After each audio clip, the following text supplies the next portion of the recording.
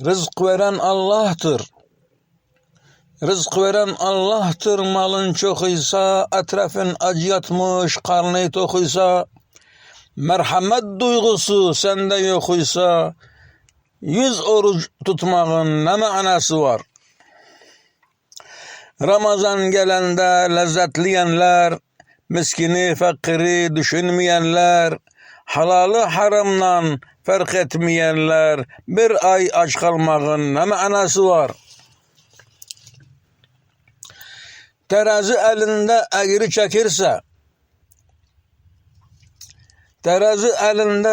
çekirse, elin reşvet alıp reşvet verirse, dilden çıkan söz kalp incidirse, o namaz kılmağın ne manası var?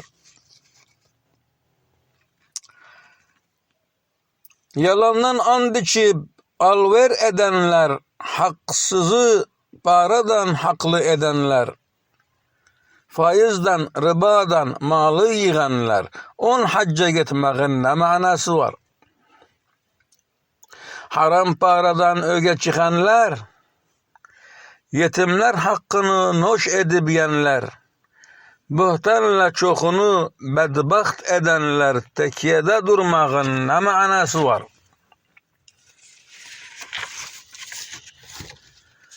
Şefaat kazanmaz fitne yalancı, kitaptan düsturdan uzak olançı, yakinsiz imansız, dinsiz ölençi, Kur'an okumağın ne manası var?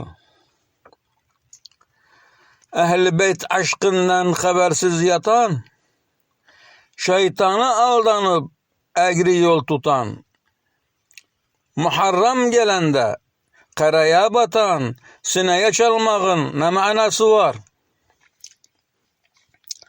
Allah'ın varlığın yalan bilirse, ne fayda 100 rük'at namaz kılırsa? Din mezhep bilmeyen, asyan ölürse, Yasin okumağın ne manası var?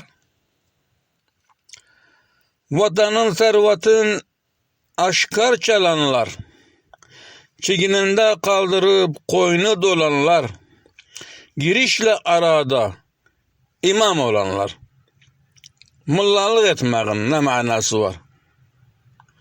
Tuğyanlı dünyada kasavat yapar, İki dol elinde düz amel yapar.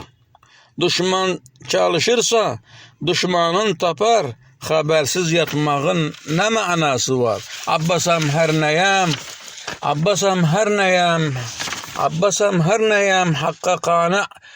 hakka kanıram.